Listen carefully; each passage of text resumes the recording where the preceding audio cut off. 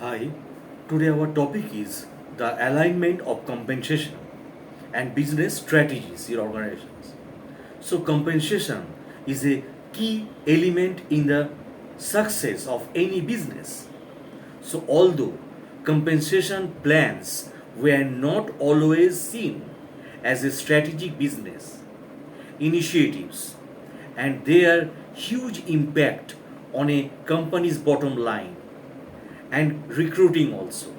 Retaining and motivating people has led to compensation design being considered an important element to achieving success.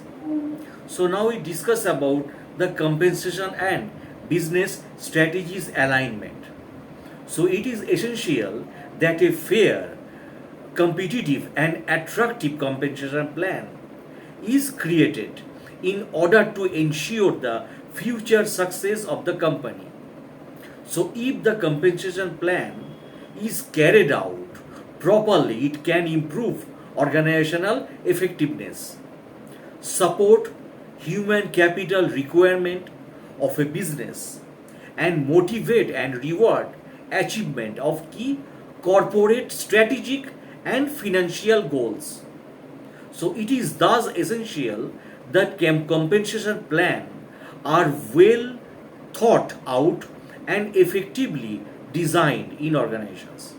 So compensation is the answer to attracting, retaining and motivating employees who have the necessary competencies to carry out the business strategies and handle greater responsibilities. So, manager must take note of the rewards that motivate their employees. If this is not done in organizations, it may result in a mismatch between the strategies being used by managers to motivate their employees and the motivational reward that the employees prefer in organizations. So, this mismatch as well as failure on the part of managers and employees to reach common ground in the pursuit of organizational effective or objectives, so can result in firms failing to successfully implement their business strategies. So employees will perform at a low level during only what is least expected of them. So when the reward system are not aligned to their needs, they will not be motivated to put in extra effort so that the organization's goals can be achieved. And it is therefore important for all firms to regularly access the rewards that motivate the employees in organizations. Now, during organization have different compensation. Different organizations have different compensation policies in place. So, matching compensation policies to business strategy leads to greater organizational performance. So, some organizations are quick to introduce a new compensation program based on what they have heard about it. So, the problem is that it may not fit with their organization's strategic direction. Only program that can move the organization's future or further along its strategic path should be identified and implemented.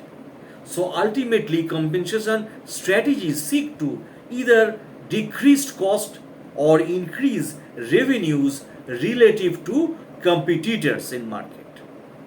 Now, compensation professionals play an important role in helping organizations put their business strategies into effect by introducing appropriate compensation plan in organizations.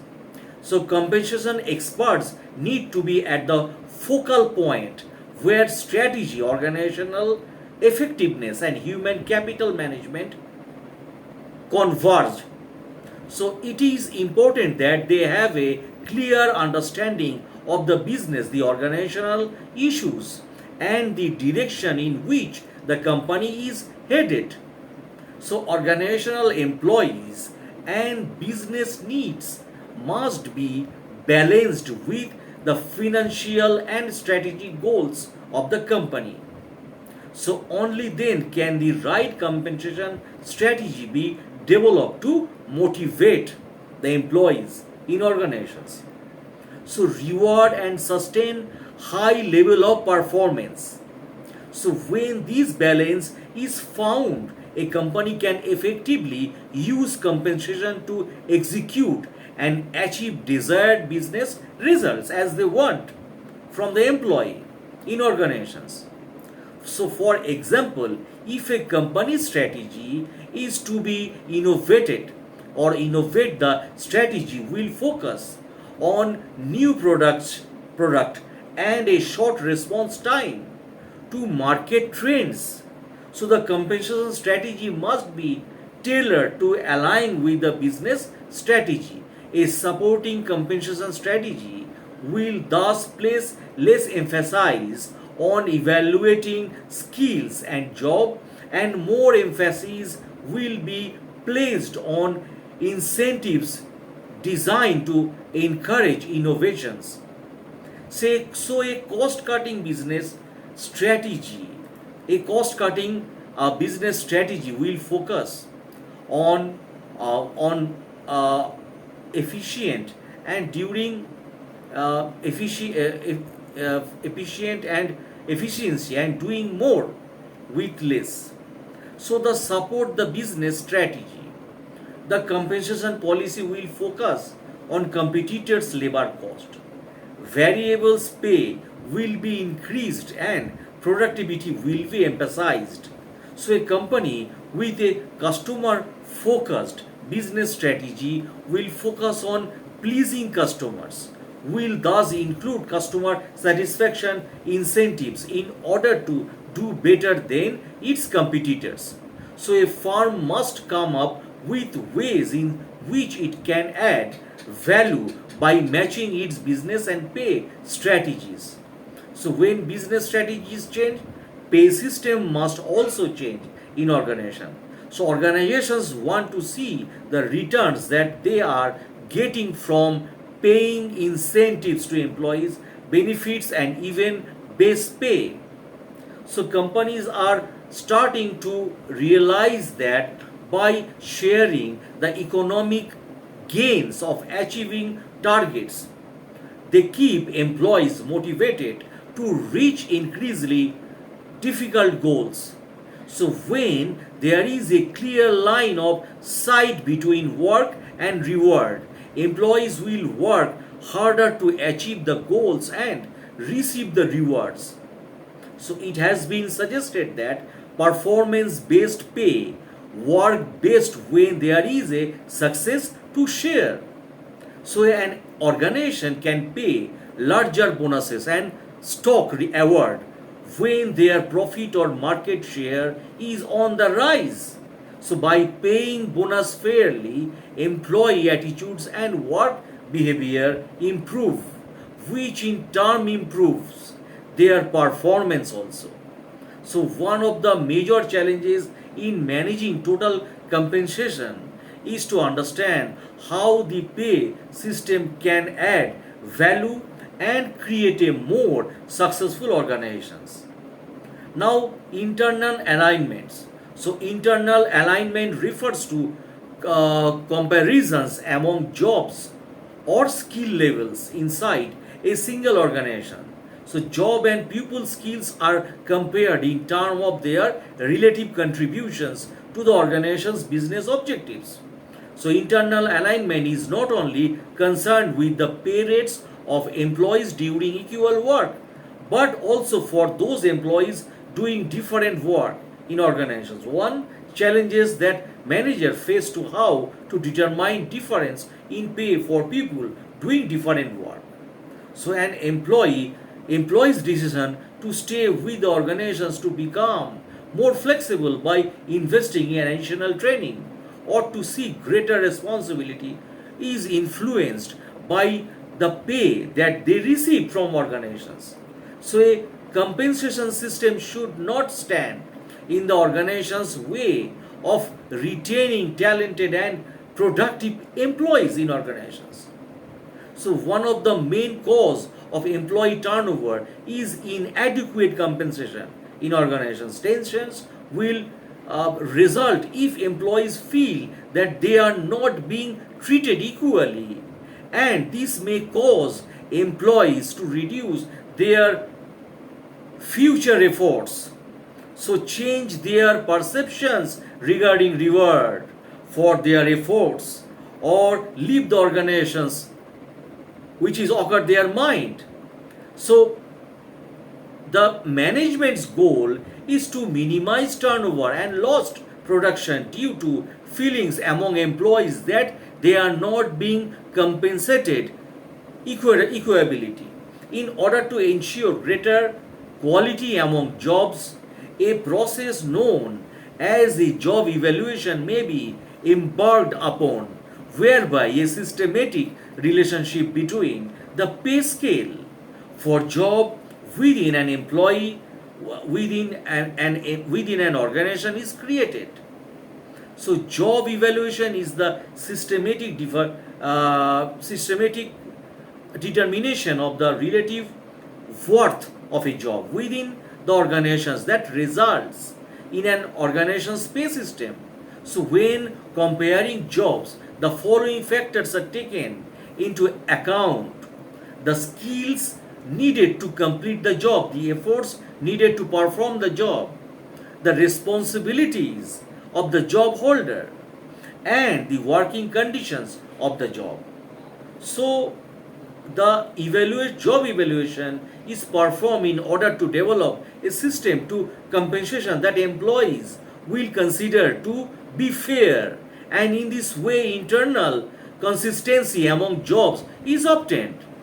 So internal consistency thus refers to the relationship between the pay structure and the design of the organizations and the work. It is important to design a pay system that supports the workflow, is fair to employees, and directs their behaviors toward organizational objectives, not to leave the organizations. That is the main motivations. So stay with the company. And many organizations are dividing their employees and creating different compensation plans for the different employee groups. For example, the executive team will be compensated one way, while a different approach will be used for a sales team, and yet another set of rules will apply to those working in the admin department. In today's business environment, a one size fits all approach is no longer effectiveness. So compensation methods have undergone a number of changes over the years, such as the use of performance pay and their contingent systems of reward, the flattering of pay scale with fewer but broader pay grades, and flexibility criteria system or cafeteria system benefit system. This new approach to compensation is known as a strategic pay and is much more suitable to today's changing organizational environment and structures. So strategic pay flows from the implements an organization's business strategy. The old methods of compensations were associated with job evaluated pay structure, time, and seniority. So these old methods were appropriate for hierarchical organizations who operated in a stable environment. Now, internal pay structure must be designed in such a way that employees will be motivated to achieve the organizational objectives. So there must be a clear line of sight between each group and the objectives of the organizations. So it is also essential that the structure is fair to all employees. To motivate employees, management can build the following ideas into their strategic pay structure: increase the production of pay, contingent on performance, increase the potency of variables pay by making base salaries only moderately competitive. So broaden the range of incentive scheme to include linking pay to group and organizational performance as well as individual performance, identify new performance measures of business success and introduce flexibility into compensation plans so that rewards extend beyond monetary ones to include prizes and recognitions in our organizations. Pay structure vary among organizations depending on the number of levels within the organizations. So the pay differentials between the levels and the criteria used to determine the levels and differentials. So that is work content and its value. So people are usually paid more if their job requires more knowledge or skills than another job. If their working conditions are unpleasant or if their job adds a great deal of value. One reason for pay differentials is to motivate employees to work towards promotion and the higher paying level. So internal structure are shaped by both external and organizational factors. So external factors include economic pressures, government policies, laws and regulations, stakeholders and cultures and customs. So organizational factors include strategy, technology, human capital, HR policy, employee acceptance and cost implications. So with regards to employees pressure, one job is paid more or less than another because of differences in relative productivity of the job and difference in how much a consumer value the output. So it will only be worthwhile to enjoy an additional workers if they can produce a value equal to the value of their wages. So this is referred to an marginal productivity to supply and demand of for labors, products and services all affect internal structures. So organizations are constantly forced to redesign their work flow and employees must continuously learn new skills in order to keep up with changes in competitors' products and customers' taste. So unpredictable external conditions require pay structures that support agile organizations and flexible people. So government policies, laws and regulations also have an impact on the internal pay structure. Our law gives everybody the right to fair compensation. This is also known as the right to the living wages. So law have also been put in place to govern minimum wages. Pay related legislation tries to achieve social welfare objectives by regulating economic forces. So the government has influenced compensation by legislating pay levels and hours of work, pay for overtime and holidays, and non-discriminatory pay practices. So unions, stockholders, and political groups also influence the internal pay structures in order to promote solidarity among members. Unions generally prefer small differences among jobs and seniority based promotions. So stockholders compare the salaries paid to executives with the salaries paid to others in the organization. Stockholders are interested in this difference. So if the pay structure is not aligned with the organizational strategy, it can become an obstacles to the achievement of the organizational goals. So another factors that has an impact on internal structure is human capital. So human capital refers to the education, experience, knowledge, abilities and skills required to perform the work in organizations. So the technology used will influence the organizational design also. The work that needs to be performed and the skills or knowledges that is needed to perform the work. So uh, uh, perform the work. So the organizations and other HR policies also have an impact on the internal pay structure. The more levels, the levels may be smaller, it is believed that when promotions take place often, even if they do not include pay increases, employees develop a sense of career progress. So some companies develop talent from within the organizations.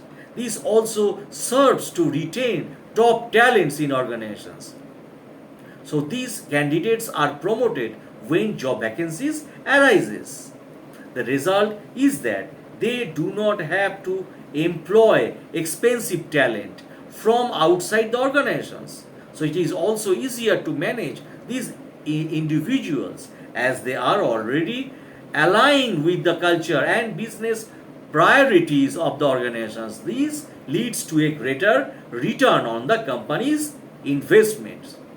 So that's for the video, my friends. If you like my educational channel, please subscribe my channel. Thanks a lot for watching.